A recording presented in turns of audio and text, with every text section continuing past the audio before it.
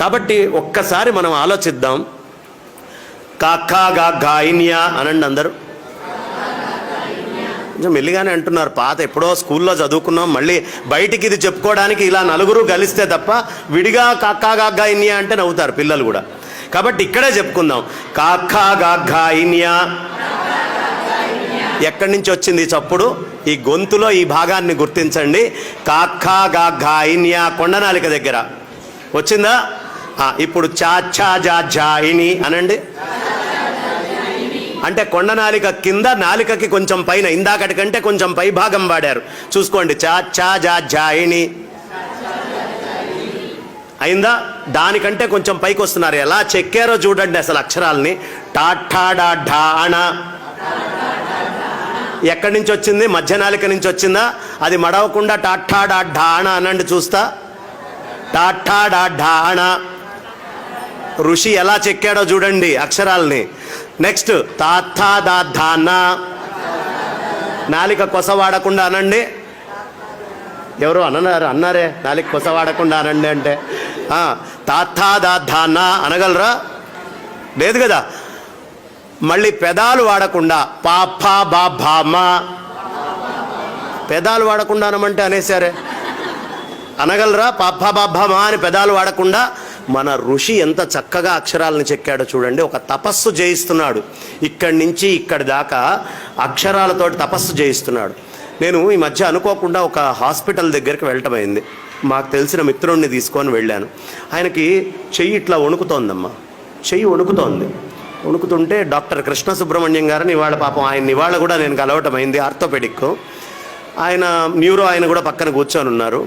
ఏమండి చెయ్యి ఇలా వణుకుతోంది అన్నాడు. అంటే ఆయన మామూలుగా ఏదో టెస్ట్ చేయాలి కదా. ఆయన ఏమడిగాడంటే, ఏమండి దృష్టద్యుమ్నుడు దృష్టద్యుమ్నుడు దృష్టద్యుమ్నుడు అని ఆగకుండా 10 సార్లు అనండి అన్నాడు. ఈయన డాక్టరా వేదాంతే, మేం చెప్పాల్సిన ప్రవచనం ఏం చెప్తున్నాడు ఏంటి అని అనుమానం వచ్చింది. సరే ఈయన అంటున్నాడు, మాట రావట్లేదు. అయ్యా ఈ మాటని బట్టి నాకు అర్థమైంది, మీ నరాలలో ఒక రకమైనటువంటి శక్తి మొత్తం కోల్పోయారు, తద్వారా మీరు బయటికి మాట్లాడలేకపోతున్నారు అని చెప్పాడు. ఇప్పుడు చూడండి, ముసలివాళ్ళు అయ్యాక స్వరం ఇంత గట్టిగా కంఠం ఇలా ఉంటుందా? ఎందుకు? నరాలలో సత్తువ తగ్గితే నోట్లో మాటలో తేడా వస్తుంది. అంటే మాటకి నరాలకి తేడా ఉంది. పక్షవాతం వచ్చింది, మాటలో తేడా వస్తుందా? నరాలకి మాటకి చాలా సంబంధం ఉంది. నరాలకి మాటకి చాలా సంబంధం, చాలా దగ్గర సంబంధం ఉంది. ఇది మన ఋషులకి తెలుసు. అందుకనే చిన్న వయస్సు నుంచి మనతోటి రకరకాలైనటువంటి పద్యాలు, శ్లోకాలు, అక్షరాలు. మా తాతయ్య గారి పుస్తకంలో ఉండేది. పషర్లపాటి వాసుదేవయ్య శాస్త్రి గారు చాలా అద్భుతంగా రామాయణము, వాసుదేవ రామాయణం అని రాశారు.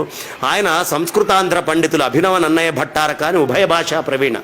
ఆయన భూభృద్భిక్కుధరోద్ధరోద్ధిత సురద్విచ్చిచ్చరభ్రాడ్ధను పృథ్వీద్రేద్ధృతరోషధీడ్కరుచి వాగ్వక్త్రక్షరేడక్షర ఇలా రాసుకుండేవాళ్ళు. ఆ పుస్తకం తీసి చదువుతుంటే అబ్బా ఎంత గొప్పగా ఉంది అని. మళ్ళీ అది నోట్లో తిరగాలి అంటే ఇది సాధన చేసి ఇది చదివేటటువంటి వాడికి అనారోగ్యం తొందరగా రాదట. 1 కిలోమీటర్ ఉరికితే ఎలాంటి శక్తి వస్తుందో మీకు నరాల్లోకి, గట్టి పద్యమో, ఒక స్తోత్రమో, ఒక నామమో ఆగకుండా చేస్తే అలాంటి శక్తి వస్తుంది. కాబట్టి ఉరుక్కుంటూ వెళ్ళలేరుగా వయసు పెరిగిన తర్వాత. లేదా ఉరకగలిగితే జాగింగ్ చేయగలిగిన వాళ్ళు చేయొచ్చు, వాళ్ళు అక్కర్లా, వాళ్ళు మాట్లాడకుండా ఉంటేనే ఉత్తమం. కానీ జాగింగ్లు, ఎక్సర్సైజులు చేయలేని వాడు కొవ్వు కరిగించుకోవడానికి, నోట్లో శక్తిని, ఎనర్జీని పెంచుకోవాలంటే ఏం చేయాలయ్యా? వాగగ్ని. వాయువు అనేటటువంటిది అగ్ని. ఈ అగ్ని ఎప్పుడు వస్తుందండి బయటికి? కొలెస్ట్రాల్ అనేటటువంటిది కరిగితే అప్పుడు అగ్ని నోట్లో నుంచి బయటకు వస్తుంది. కాబట్టి వాక్కు అనేటటువంటి అగ్ని వాయుస్సంధానం ఉపనిషత్తు చెప్తుంది.